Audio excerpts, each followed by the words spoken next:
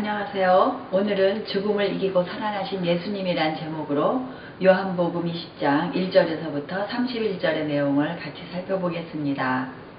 예수님께서 십자가에서 숨을 거두시고 이제 무덤에 장사된 후에는 모든 것이 다 끝난 것 같이 보였습니다. 그러나 마태복음 27장에 보면은 대제사장들과 바리새파 사람들이 예수가 살아있을 때 사흘 뒤에 살아날 것이라고 이야기한 것을 기억했다고 되어 있습니다. 예수님은 요나가 사흘 낮과 사흘 밤 동안을 큰 물고기 뱃속에 있었던 것 같이 인자도 사흘 낮과 사흘 밤 동안을 땅속에 있을 것이다, 이렇게 말씀하셨었죠. 여기서 사흘이라고 한 것은 만 사흘은 아니고요. 돌아가신 날이 첫째 날, 그 다음 안식일 동안이 둘째 날, 그리고 새 주간이 시작하는 첫날에 이제 예수님이 부활하셔서 이렇게 해서 3일이 되는 것입니다. 유대인들은 빌라도에게 사흘 동안을 무덤을 잘 지켜달라고 부탁을 했고 로마 병정들을 얻어다가 무덤을 봉하고 단단히 지키게 했습니다. 그러나 주일 아침에 막달라 마리아가 무덤에 가서 보니까 무덤을 막고 있던 돌은 굴려져 있었고 예수님의 시신은 사라져 있었습니다. 죽음을 이기시고 승리하셨기 때문입니다. 마태복음 28장에 보면은 대제사장들은 장로들과 함께 모여 의논한 끝에 병사들에게 은돈을 많이 집어주고 말하였다. 예수의 제자들이 밤중에 와서 우리가 잠든 사이에 시체를 훔쳐갔다 하고 말하여라. 이 소문이 총독의 귀에 들어가게 되더라도 우리가 잘 말해서 너에게 아무 해가 미치지 않게 해주겠다. 그들은 돈을 바꿔서 시키는 대로 하였다. 그리고 이 말이 오늘날까지 유대인들 사이에 널리 퍼져 있다, 이렇게 기록이 되어 있습니다. 먼저 학습 내용을 살펴보면요. 열려있는 무덤, 두 번째 슬픔과 기쁨의 교차, 세 번째 두려움이 아닌 평화와 사명, 네 번째 의심에서 확신으로, 이렇게 되겠습니다. 퀴즈를 볼까요? 다음 중 무덤에서 천사가 앉아있던 위치가 아닌 것은? 12절에 답이 있죠. 첫 번째, 시신이 있던 곳의 발치, 두 번째, 무덤 입구 반대편, 세 번째, 시신이 있던 곳의 머리맡. 답은 무덤 입구 반대편이 아니죠. 첫 번째 내용을 살펴보겠습니다. 1절에서 10절, 열려있는 무덤. 9절을 읽으면요. 아직도 그들은 예수께서 죽은 사람들 가운데서 반드시 살아나야 한다는 성경 말씀을 깨닫지 못하였다. 돌무덤 모양을 보면요, 그 돌산을 구멍을 파서 무덤을 만든 다음에 이제 커다란 돌로 다듬은 돌을 굴려서 그 입구를 막게 되어 있습니다. 아주 무거운 돌이죠. 안식일이 지났을 때 막달라 마리아와 야고보의 어머니 마리아와 살로메는 가서 예수께 발라드리려고 향료를 샀다고 마가복음 16장에는 그렇게 기록이 되어 있습니다. 그래서 일의 첫날 새벽 해가 막 돋을 때 무덤으로 갔다. 그들은 누가 우리를 위하여 그 돌을 무덤 어귀에서 굴려내 주겠는가 하고 서로 말하면서 걱정을 했다고 했습니다. 마태복음 28장에서는 갑자기 큰 지진이 일어났다. 주님의 한 천사가 하늘에서 내려와 무덤에 다가와서 그 돌을 굴려내고 그 돌 위에 앉았다, 이렇게 기록이 되어 있는데 요한복음에서는 이 부분이 생략이 된 것입니다. 그들이 무덤에 이르러 보니 돌은 이미 굴려져 있었고 무덤은 비어 있었습니다. 막달라 마리아는 베드로와 다른 제자들에게 달려가서 이 사실을 전했습니다. 베드로와 다른 제자, 이 저자인 요한으로 다들 생각하고 있는데요. 이제 같이 가서 보니까 예수님의 시신을 쌌던 삼배와 머리를 쌌던 수건만이 남아있었다고 했습니다. 그때까지도 그들은 예수님께서 다시 살아나리라는 말씀은 믿지 못하고 있었다고 했습니다. 11절에서 18절 내용, 슬픔과 기쁨의 교차.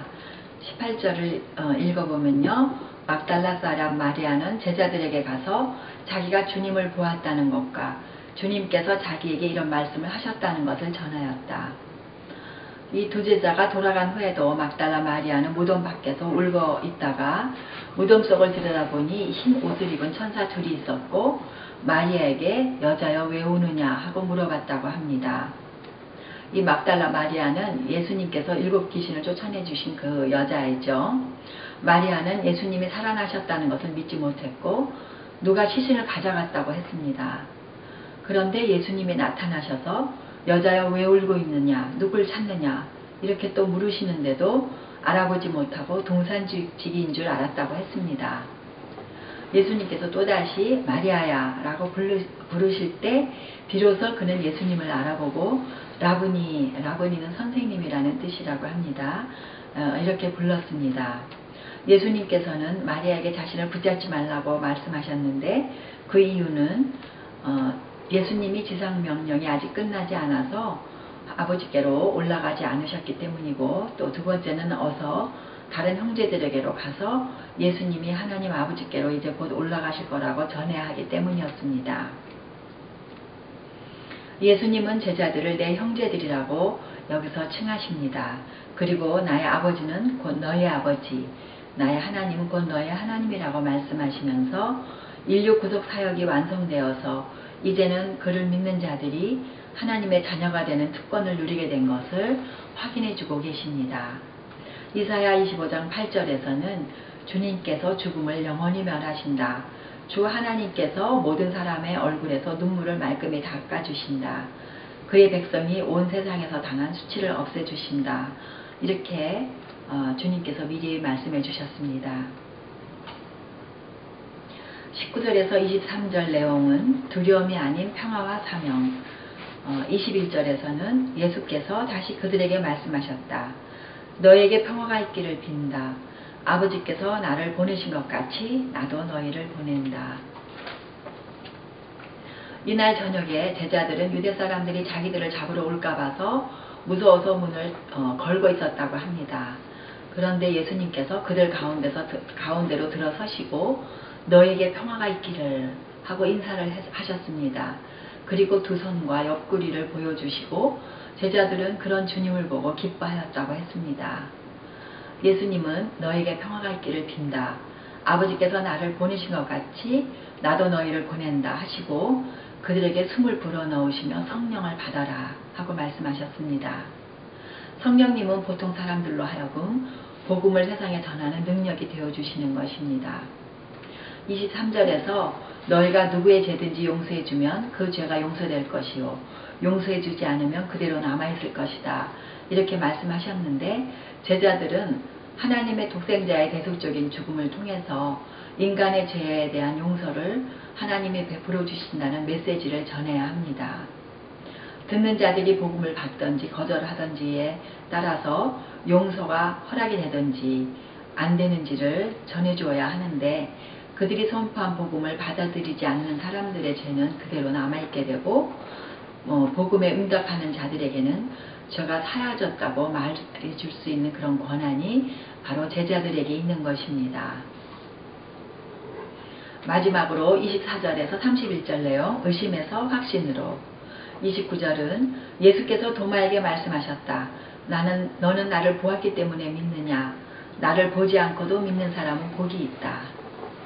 12제자 가운데 하나인 도마는 예수님이 먼저 나타나셨을 때에는 다른 제자들 가운데 함께 있지 않았습니다. 부활하신 예수님을 그래서 만나지 못했었고 자기 눈으로 확인하고 손으로 만져보지 않고서는 믿지 못하겠다고 단언했었습니다. 근데 8해가 지난 후에 다들 집안에 또다시 모여있을 때 역시 문이 잠겨 있었으나 예수님께서 그들 가운데 들어오시며 너에게 평화가 있기를 하고 인사를 하셨습니다.